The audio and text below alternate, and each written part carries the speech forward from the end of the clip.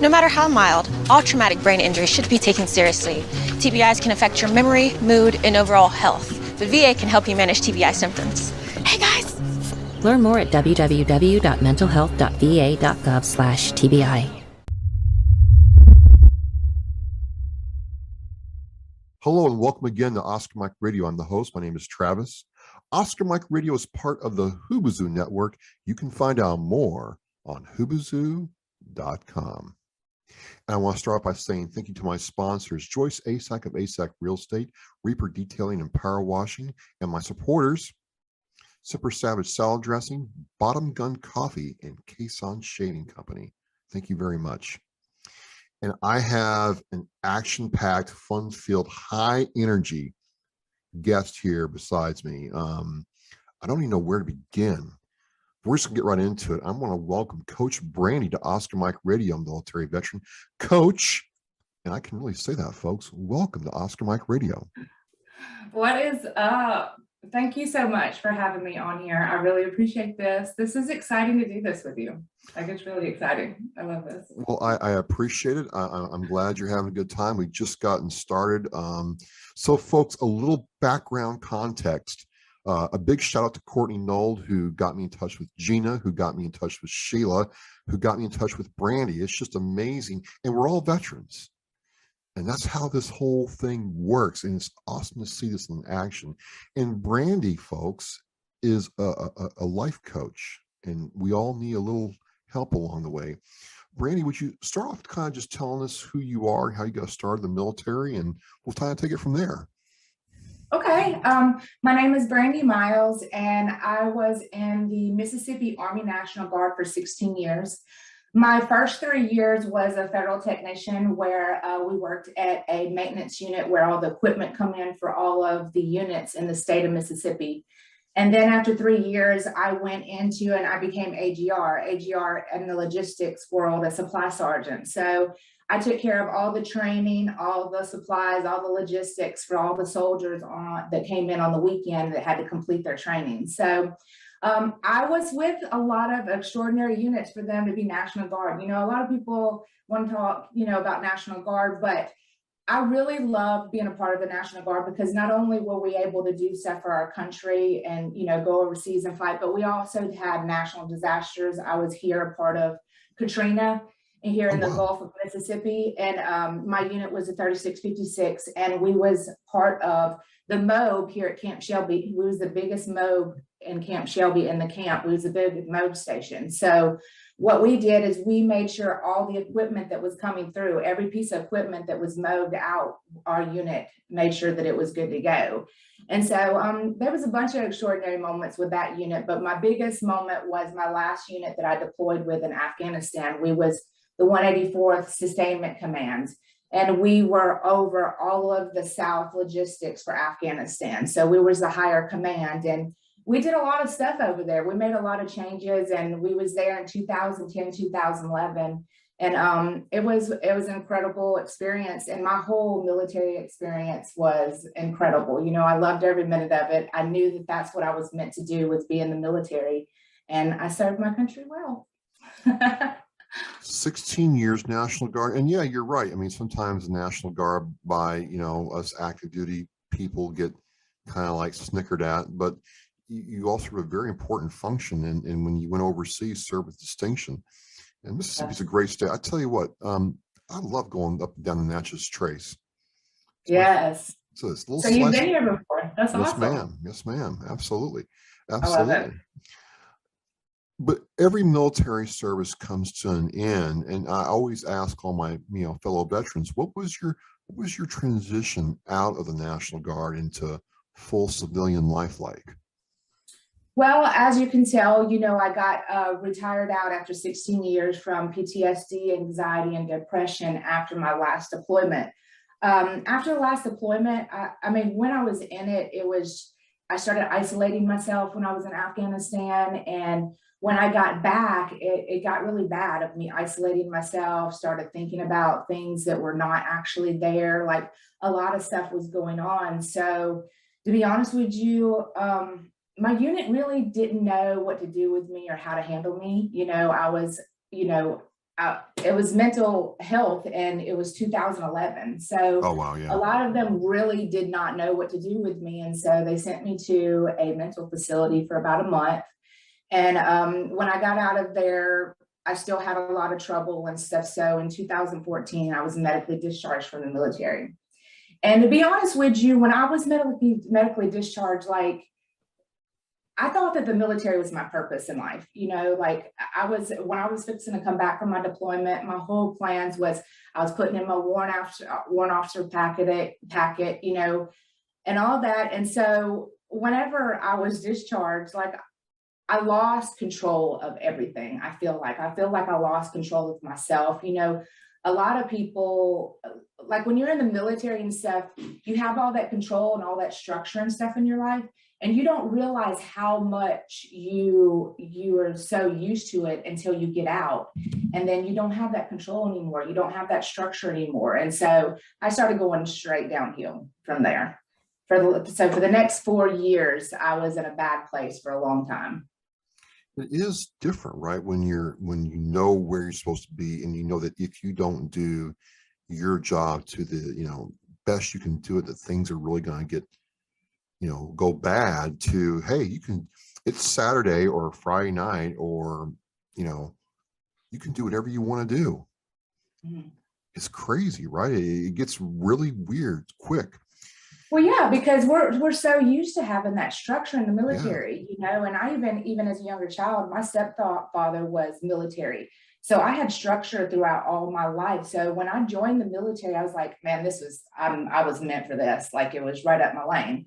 And then, you know, when you get discharged from it, it just blows your mind, because for so long you've done that, and then you come out and you're like, what the hell am I supposed to do? What am I supposed to do with my life now? This was my purpose. This is what I was supposed to do. So what do I do now? You know, and that happens to a lot of soldiers, and I see a lot of it now. So you serve for 16 years. You have a 4-year, like, you're in the valley of shadow death time, or in the abyss, as you know, my good friend Jim Tuff says. What started you coming out of that, if I can ask?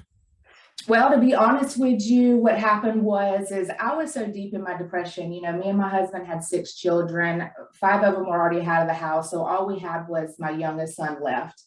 And I had went in such a deep hole that, you know, I was barely taking care of him. I was staying in my bed all depressed and stuff all the time, drinking, popping Xanaxes, you know, all of the legal stuff that all these military people that we can take and stuff. You know, so everything just started going downhill, and I was pretty much at the end of, you know, I was ready to give it all up. Like, I was ready to end everything. And one day my son's father knocked on, well, you know, they served me with papers for going to get custody of my son. And right then, Travis, like, it was right then at that moment that I was kind of like, I'm not going out like this. You know, I served my country. I did the best that I could. Like, I'm not going out being a deadbeat mom that committed suicide. Like, I was not going to do it. And what I tell people is, like, it was my own selfish reasons that I did not commit suicide. Like, I was like, I'm not going out like this. And so from then on, like, I wanted to prove everybody wrong. I wanted to prove all of them wrong that said that I wasn't a good mom, that, you know, so. And then I felt like I wasn't a good soldier neither, because I was medically discharged, you know, so I had a lot to prove to myself and everyone else. So in that instant, and the whole thing. Well, no, I mean, it took me a little time. First, you know, I was going through all the heartache of going to court to try to fight for my son back, you know.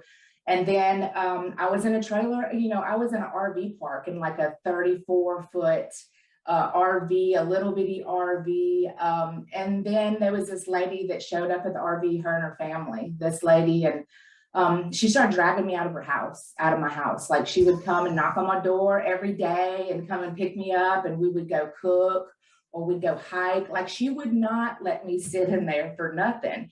And I wrote a book about this, and I even spoke about, you know, that it was annoying that she was coming to bug me, because I was ready to die. Like, I was ready to give it all up.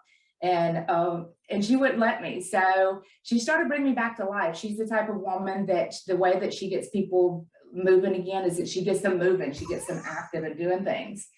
And so that's exactly what she did, and she started talking to me about God. I had a hard relationship with God for a little while there. I was really mad at him with everything that was going on with me, that I lost my purpose in this world, that, my child was fixing to get taken away from me. So I was pretty mad at God for a while there, and she restored my faith in God. And then, she had me, and I seen Tony Robbins. I watched his video. It's so funny that you said that earlier, because I watched him, and he was the reason why I decided to become a life coach. I watched him and I watched how he changed lives, which he's kind of a hard ass. I'm total opposite of that. It was really funny. But whenever I seen him, I was like, and I seen how fast he could change somebody's mindset. I was like, that's what I want to do. I want to save lives. I want to help people. Well, ladies and gentlemen, that is not my take on Tony Robbins. That's a different show entirely, but okay. So you start getting this idea of what you can do. And when you started learning how to help people, were you helping yourself at the same time? Well, what it was is, first of all, the GI Bill, I could not find a life coaching school that would take the GI Bill. So I went down the line of all of the life coaching schools in the United States. And I got to CoachVille and I contacted them, and they told me they didn't take the GI Bill once again. And so they called me back like a week later, and the CXO, Deanna, was on there, and she was talking to me for a while and just asked me what my dream of and what I wanted to become and how I wanted to coach and what I wanted to do in the world. And then she offered me a full scholarship to CoachVille, the school, the life coaching school. That's outstanding. Yes, it was. I mean, it was amazing. And to be honest with you, like going through life coaching school at first, I wanted to tap out so many times. I mean, I really wanted to tap out because I had a different way of learning, and it was so difficult for me to learn this stuff. And the only reason that I would not tap out, there was a lot of times that I wanted to get out of it, but the only reason why that kept me in there is that this woman did give me a scholarship. She gave me a scholarship, and I wasn't fixing to give up. I wanted to make her proud, because nobody has never given me anything like that. Nobody has never given me anything. And so her doing that for me just meant a lot to me. And, after I got through like the third or fourth class, I was good to go. But at first I was ready I was just ready to quit. But the thing about it is it's the transition. Like, you're going through the transition while you're going to school, and that's the biggest thing, is like you're working on yourself while you're learning how to help others. And so going through CoachVille, I was able to see the good, bad, and ugly of myself. I got to recognize what kind of person I was and what I wanted to be. And through CoachVille, I started transitioning myself of the person I wanted to become. So you get this scholarship. Mm-hmm. And it's hard at first, so hard that if you had paid for it, it sounds like you probably would have quit. But because somebody believed in you, mm-hmm. You're like, I can't quit, I got to believe in myself. So my question is, when you graduated from CoachVille, kind of tell me, what was that like, Brandi? You get that? Well, okay, so CoachVille only takes like a year and a half to get through. Well, it took me 3 years to go through CoachVille. The reason why it took me 3 years to go through CoachVille is because I took each one of the classes 3 or 4 times. And the reason why I do that is because I am a doer. That's how I learn. I don't learn from books and stuff like that. I do it by doing it, having the experience of it, and just becoming it. So I actually, through going through these classes over and over again, I became the product of CoachVille. So I could help others transition themselves through my transition and through my experience. And so I just graduated in December, just got my certification in December. And it was amazing. Like, I had never graduated from anything. I got my GED and stuff like that, and then joined the military, and I went up in ranks and stuff like that. But my learning disability was so bad that I just thought I was dumb all my life until I got to CoachVille. And then when I got to CoachVille, I realized that I just had a different way of learning. I'm ADHD, dyslexia, all these things. And they helped me learn everything about myself, my personality, who I was, how I learn, how I do everything. CoachVille just helped me transition myself into the person I wanted to be.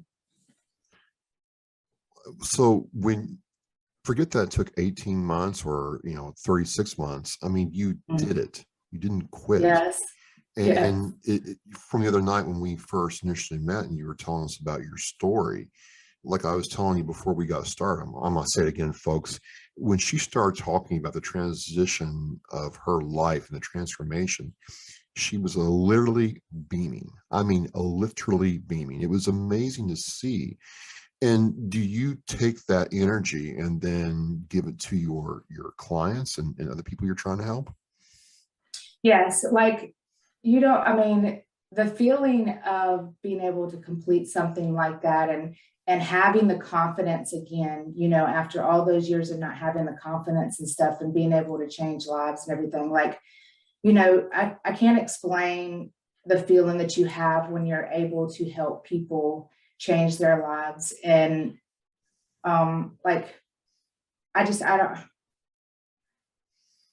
it's been an experience of going through this and learning myself again and learning how I could help others transform their life. What was the question? Like I got well, so you've transformed, right?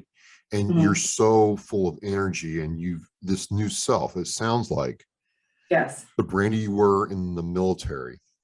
Yes. The Brandi you were at the military for 4 years is completely different from this, for lack of a better term, this new and improved Brandi, because you took 3 years to really get to know yourself.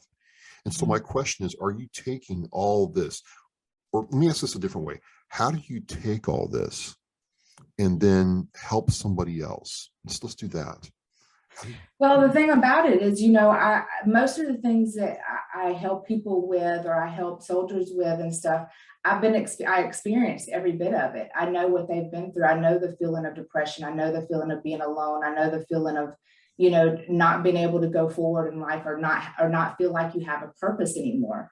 So I help people transition out of whatever stage they're in. And, whenever I talk to my clients and stuff, all of them are a lot of them are going through different stages, and there's different stages of, your depression. There's different stages of coming out of it. There's different stages of you awakening and becoming something greater than yourself. But through CoachVille, I was taught to be able to break those down to where we can go through different stages of helping them transition out and get out of that negative mindset and get into a positive mindset. I tell people all the time that, us going into the military and stuff, our mindset switch was in basic training. That's when our mindset switch is. So it doesn't matter, it goes into you hardcore throughout the years of your military experience, but that's the mindset change. And so what I tell people is, like, whenever you come out of the military, you have to do another mindset change, or you're going to stay in that mindset. I tell people all the time that I don't watch negativity stuff. I keep myself in a positive environment and keep my surroundings positive, what I watch, what I'm around, what I do, because I want to stay in a positive, environment so I can help you. Because if I'm in a negative environment, then me as a coach, I'm not going to be able to help you transition and see the world differently, because me staying out of the negativity, I'm able to see the world, the bigger picture of what we're supposed to be doing in this world. And everybody has a purpose. People don't realize it, but everybody in this world has a purpose. You have a purpose in this world. So are you saying sometimes people either can't find their purpose or won't embrace their purpose? Well, a lot of people are lost. You have you have like limited beliefs that you have brought up from a little kid. Like, there's so many things that stop people from seeing their true potentials and their true dreams. So I always start with the first question I ever ask anybody is, who do you dream of becoming? And, for a lot of people, nobody has been asked those questions. I know I was never asked, who do you dream of becoming? Have you ever been asked, who do you dream of becoming? No, I have not. Yeah, well, you did earlier when I spoke to you before we got started. That was probably the first time you've ever been asked, who do you dream of becoming?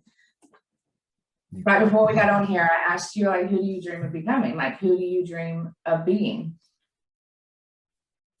Oh, wow. Okay. She got me, folks. She got, well, I mean, but the thing we, is, like, a lot of people don't ask those questions, and that's the type of coach that I am, that I open your perspective to the world. Like, I ask you questions that a lot of people are not going to ask you, or not even think to ask you, to open up your perspective in this world. And a lot of people don't see that, but that's because a lot of people are what I call is asleep. They're so unaware of their surroundings. And you can even tell, when people are depressed and stuff like that, you can talk to them and they're not even listening to what you say. So what I do as a life coach is I wake you back up. I wake you back up with my coaching styles that I do. So in the interest of full disclosure, she just asked me, hey, why did you create Oscar Mike Radio? What's it all about? I'm like, I want to know. I'm like, well, wait a minute. I'm supposed to be asking the questions here. She's like, well, so she was already coaching me, folks. It was amazing. And it got me thinking. And I kind of go through life kind of on automatic pilot, but I don't really think about a lot of the whys that I do stuff. I just do it because I like it.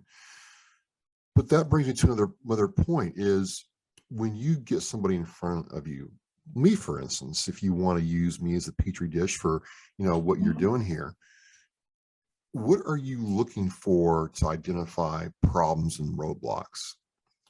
Or are you just trying to wake somebody up first before you start then probing to figure out what's going on? Well, I can first tell you that I am not a fixer. I don't fix anybody.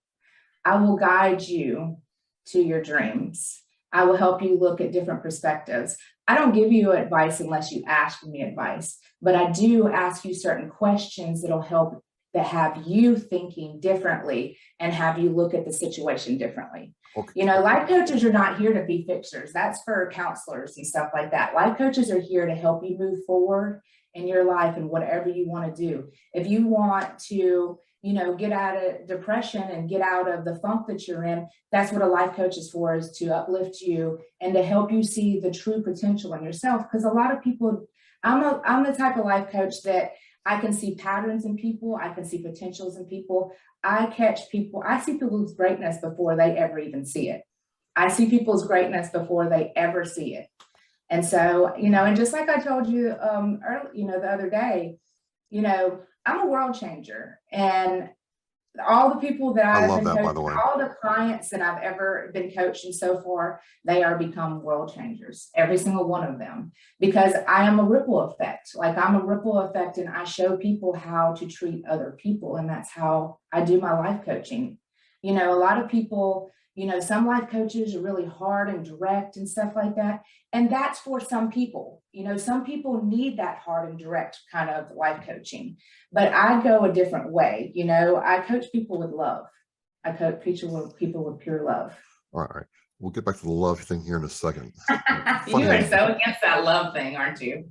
Well, so here's the first thing I'm trying to wrap my head around. When I think coach, I think of like my weightlifting coach, or some old crusty coach, football, basketball, hockey, with the cap on, irritated all the time. You're going to do this my way, and here's a plan. But it doesn't. Maybe I'm just. What's a life coach actually do? I'm sorry to ask it that way, but I'm thinking, I wake up in the morning and there you are. Hey, Travis, you've got this to do today. Get to it. And it doesn't sound like that. So maybe I'm thinking of coaching a different way. Does that make sense? Well, I mean, what is really the difference? Like, you have coaches that coach, sports, you have coaches for piano, you have all kinds of coaches. Why can't you have a coach for life? Why can't you have somebody that's going to guide you in the right direction, that has the tools and the skills and the knowledge that's going to guide you in the right direction? And my thought is, when I think life coach is, I'm like, wait a minute, I'm living life and I'm me, and there's only one of me. How is this person who's not living with me, interacting with me full time, going to be able to help me get through life? And deal with life's little problems and stuff like that, or victories, or when you're riding the wave and you're too full of yourself, you need to be taken down a notch or two. That's what's kind of screwing me up here with this whole thought. And I'm not, I think it's important because people do need help. And especially people who've realized, hey, I'm in a rut. I can't get out of it myself. I need help. You're the kind of person that can guide them, it sounds like. Yes. A lot of people, I don't upfront like say this to people, because mostly with my veterans and stuff, because they go back really, really fast. But my concept of the school that I go to, CoachVille, we guide people to play life. And the reason why I say play life is like, listen, and you listen, the thing about this too is when I first started, when they said that the philosophy was play life, I said, get out of here. Right. I said, it's not for me. That's why I kept on saying, I'm never going to make it through this. And then once I hit like the 4th or 5th class, it finally started like coming together. Because just listen to this. Okay. So we love to watch people play games. Okay. We watch people play games on TV with sports and everything all the time. Yeah. We love to play video games in the own comfort of our home. Absolutely. We love to play games on our phone all day long. So why can't you play life? Why can't you play life and us go out in the world and like really play life and break it down, and you go out there and we make your day a game of where you're going to go out there and influence the world or network or connect with somebody or learn a new skill. Why can't that be a game just like you do on the video games? Why can't you do that? Why can't you have superpowers and abilities that's going to get you to the next level in life? You know that everyone has superpowers, and they come from your limited beliefs and your trauma that you've had. So what happens is you've had a trauma as a young child, and you learned how to adapt to it in certain ways. So that becomes your superpower. You create a superpower to protect you from that trauma. So that's how you have superpowers in this world.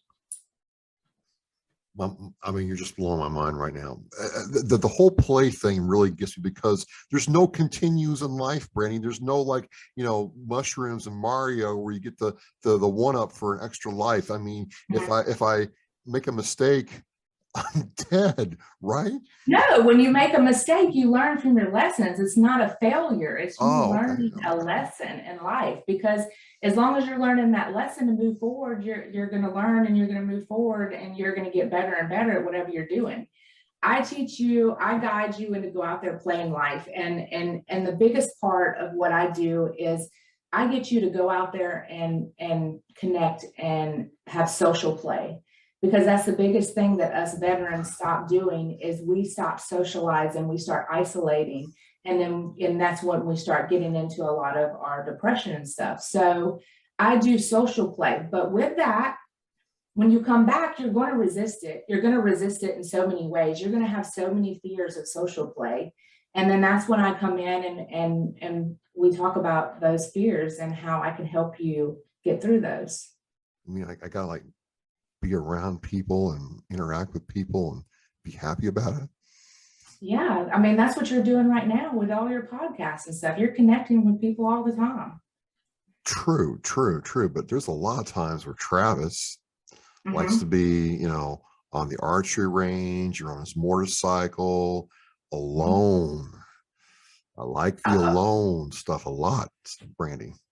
Yes, and I do too, because I have to go in and I have to re-energize before I can go out here and so I get in my place and I re-energize and isolate and stuff like that. But that's what a lot of veterans are missing, is the connection with other veterans, other people. True. So that's what we're trying to connect. We're trying to connect people to grow together, to learn together, to, support each other.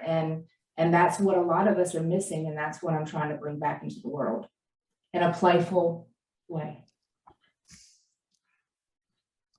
Look, folks, I was not expecting this. This is fantastic. I love these because it's just that simple, right? I mean, it sounds hard, but it's really not, is it?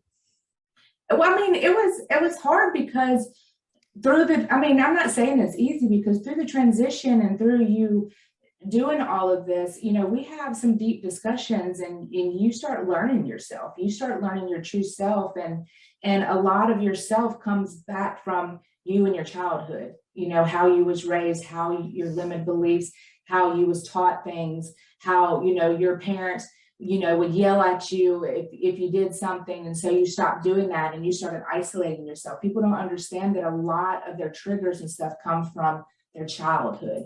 I know that we have a lot of triggers and stuff from the military, from our PTSD, but even those can even be brought back to your childhood of a moment where your mother or your teacher, your father was yelling and screaming at you. Like, there's so many of those things that I can open up your perspective. And once you start seeing the bigger perspective, like, even some of your characters and some of the ways you are is like your mother, like your father. I mean, a lot of people don't even recognize a lot of this stuff. It's amazing to watch, because I went through it myself. And to be honest, my husband is going through his transition right now too, because, I've been coaching him. So he's starting to recognize himself too. And we're starting to grow this connection that is unreal because we are growing together. Yeah, I mean, God love your husband, but for the fact that he wants to do this with you.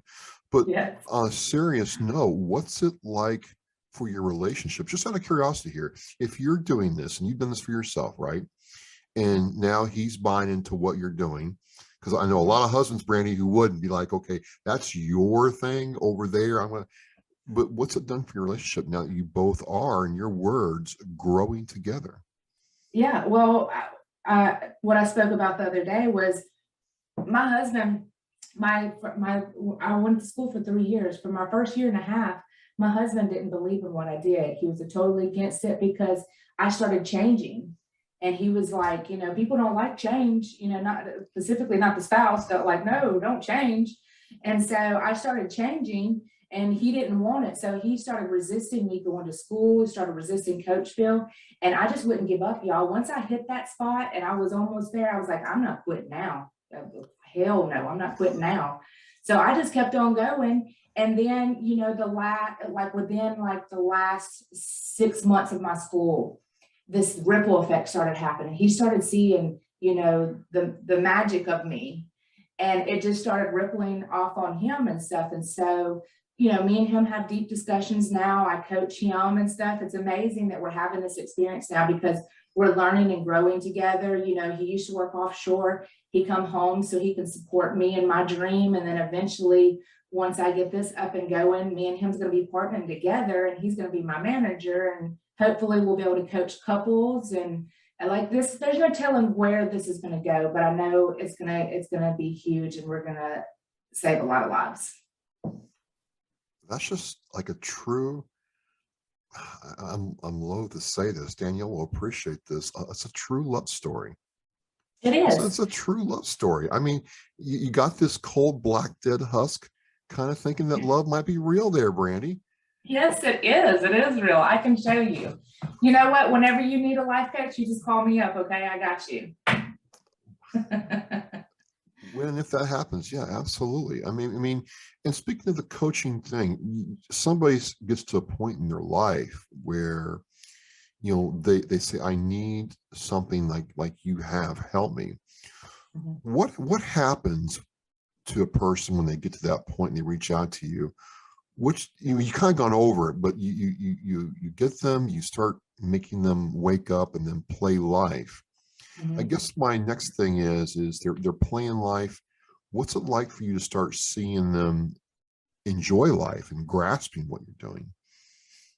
It's amazing. I think me being logistics, like I was a supply sergeant, I was always the type of person that would talk to people and give advice and stuff like that. And so now I'm able to transition, and I have the tools and the skills to do it properly now. And so it's amazing whenever you're, and you drop those nuggets like every once in a while, because you can't drop everything off on somebody, because I can see everybody's patterns very fast. I see a lot of stuff very, very fast, but that's because I keep myself in positivity. I keep myself in my skills. But and so you just have to drop those little nuggets like every once in a while, and they'll get that, it's amazing. But even sometimes, they'll call me back, a couple, like a message, be like, oh my gosh, I cannot believe, because once their mind is expanded, it's like Pandora's box opens up, and their mind just starts, seeing stuff and remembering things. And so it's a great experience to be able to help people heal from whatever trauma that they've been through, and it makes me feel good too, that because that's the whole reason why I do this, Travis, is because I don't want anybody to ever feel the way that I did.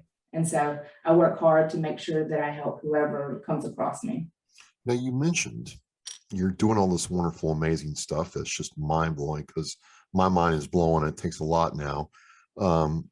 You also write, you're an author, but and I asked that because you said very early on that, writing and that stuff was very difficult for you. So you're writing now. How did all that come to excuse me, how did all that come to be? I got me a life coach. But yeah, what it was is I decided I was going to a yoga class and stuff, and Sheila Farr, she's a publisher and stuff and a good friend. She's a yoga instructor, and she was telling me about this book that she was doing. It's called Cage Fight: The Battle in the Mind. And it was right at the end of me graduating from CoachVille and stuff. And I can just remember the battle in the mind that I had, that were the transition from a soldier to a life coach, And I tell people, to be truthful, honest with you, I transitioned from a trained killer to a trained healer. And that was one of the biggest transitions for me to do. And it's been mind blowing going through that experience and being able to do this book and stuff. And it was crazy because it was like I was meant for me to get this stuff out, because I tell people all the time that I had such a learning disability that I wouldn't write on paper or anything, because I didn't want people to see my writing because I couldn't spell correctly and all that stuff. So this was the first time that I ever put anything down on paper, and I was letting the world, I was writing a chapter for Anthology, and it seemed like it just flowed out, just flowed out. It was unbelievable. It was like it was meant to happen. I believe everything is meant to happen. I've been walking and talking with God for a while now, and he has been unfolding all kinds of things in front of me. I was part of a docuseries, Women in Combat, where we were able to tell our story in combat and our experience in combat. I got to be a part of this book, and then I'm a part of another book that we're doing that's called Veterans Unchained. And it's a group of us veteran women telling our story of our military experience, but it's kind of like a healing. We're trying to do it as a healing process of we went through childhood experience or adult or military, but we're talking about how it heal, we come through it in our healing process through it. So it's going to be extremely extraordinary books, like all of them. We're going to do a series on Veterans Unchained. So I'm excited to be a part of that. I'm going to be the life coach for that. Awesome. Yeah, I'm going to have the, Gina, who's putting all that together on Oscar Mike Radio when the time comes. It's a very exciting project, and certainly was great to be, just asked to come and check it out the other night. That it was amazing. So your faith's a component of this, your husband, your family's component of this, and you're part of this, and you're making these changes in people's lives so they can become world changers. What's next for you? Or is it just, I'm going to see what's out there because I'm in this state? Well, right now, in July, I'm going to be speaking in front of the Human Resource Association here in Gulf Coast. I'm going to speak in front of them about the unique aspects of veterans in the workforce and how we could better serve them in the workforce. So I'm going to be giving my perspective on it and see how we can do things that way. And hopefully, they'll have me start coming into their facilities to see how we can better serve the military and soldiers and stuff transitioning out of the military into the workforce. And so I'm hoping that opens up a lot of doors for me. I have, trying to get into the VA. I really want life coaches. I really feel like if we could have life coaches like as an MOS, or have life coaching school that the GI Bill will pay for, or even having life coach for a soldier, 3 months coming out and 3 months going out and 3 months out, you know, if you can help a soldier transition out of the military for 3 months, have a life coach to help them transition out, and then the next 3 months help them really figure out their next purpose in this world. Because veterans don't realize this, but you know, you can have as many purposes as you want in this world. Just because you got finished with, you know, the military doesn't mean your purpose ends. You still got to carry on, and you've got greater things to do in this world. So I help you figure out what those greater things are. That's so, you know, relevant and amazing, because, you know, I felt the same way. I mean, once I got, you know, out and moved, I'm like, you know, I'm just nothing. And that wasn't the truth. That wasn't the truth at all, but it was hard It was in our mind. Right. I mean, Well, the reason why it's in our mind is because we served our country. We have servers' minds. And so we served our country, and we're hero, you know, we're looked at as heroes. Like myself, I didn't see myself as a hero or anything, but when I got out, it's like I lost my purpose, and serving people is such a huge purpose. So I just moved my purpose into life coaching veterans. so how do people plug into what you're doing? How would I find you to, you know, connect with you if I wanted to? Okay, on Facebook, I have my Facebook group business page. It's Veterans Unleashed. And then I have my personal page on Facebook. It's a coach, Brandi Miles. And then I have a women's group that I have. It's up to about, you know, around 1,000 women Oh, wow. veterans, where I go on there, and I do events every week, and we have discussions. I have series. I have one series that I have. It's called Activating Your Dream, where we go through a 2-part series where I activate your dream, and you can kind of get an idea of what your dream's going to be and how we can get you there. And then I have another workshop that I do. It's called Your Environment Always Wins, where I go over all 9 of your environments to make it win for you. Because did you know that you have 9 environments of you, and we can redesign it? I didn't. We can redesign your life that goes directly towards your dream. And by doing that, whenever you start working these 9 environments towards your dream, then your dream starts becoming effortlessly. Like you just start going that way because you're making all your 9 environments go towards your dream. So I do a lot of, I'm starting with workshops. I'm starting with all kinds of stuff. Like I'm at the very beginning of my career and stuff. And I just call myself a baby coach. I'm just in a learner's mode and a healer's mode right now. You've done all this and you're just starting this. I can't wait to see what happens when you get full speed. It's going to be, you're going to be the world changer. It's going to be amazing. You know, one question I always like to ask female veterans is, you know, being a woman is a very singular experience. I will never experience some of the things that you all go through in life, right? It's just impossible. But you add the component of being a veteran. How is it trying to fit in or readjust to being around other women once you've served in the military? Well, to be honest with you, I would tell people before that it was kind of like, it was so crazy because not only were we competing with men, but we were competing with each other because it was such a small percentage that we competed with each other. And so if I did get close to a woman, like we were really, really close. But now that I'm out, I understand the meaning and the whole purpose of us connecting with each other. And so my mission is to connect with as many women and help as many women as I possibly can. I coach veteran men too, but you know, I have a big heart for veteran women right now because of a lot of the stuff that we've been through and stuff. And I'm their avatar. I know what they're going through and what they're going through. So I'm able to help them a lot. That's kind of why I asked. I mean, I don't sense that this is like man versus woman or female versus man. I'm asking about the female experience as a veteran. And I have to think that, you know, because there's not very many of you all, there has to be very competitive. It was very competitive in the military, right. But now that I'm out, all I want to do is connect with them and help them grow. But that's the whole thing, is bringing them together. As soon as I bring them together in like a group, because some of us, you know, we're still don't associate with each other. So if I do group coaching and I have 6 women together, they all get connected, and there you go. and that's what it's about, is like at least connecting them so they have support with each other. When I do the group coaching, it's not only about me learning from them, it's about them learning from me, and all of us connecting together and growing that small little tribe to help each other. And so you get a lot of small little tribes eventually going into one bigger tribe.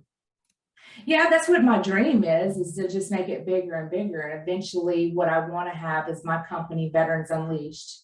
That's what my company, Veteran Unleashed LLC, what I'm wanting to do is I want all of my coaches to be coaches underneath me that are coaching veterans that's come out of CoachVille. That's my dream. Well, it sounds like you're on your way to doing that. And I think, I just want to kind of unpack that a little bit, because, you get a tribe going, there's a whole lot you can do when you open up to the people coming in and helping you out. Yeah, like, right now, I'm just in a place of like helping, getting visibility. I just started connecting and doing a lot of challenges with Mission 22. So I'm fixing to sign up to be an ambassador with them so we could really do some work here in the coastal area, because Mission 22 needs to be rebuilt in this area. So I'm doing anything, and I'm doing everything that's going towards helping veterans. I'm staying in that lane and I'm not going anywhere else, because this is what I'm supposed to be doing in this world. So it's the end of the day, end of the week, or, maybe you're just 24/7 and well, actually folks, she does get up early. She's not kidding about that. But when you look in the mirror, let's just do it like that. You got to feel good about yourself now.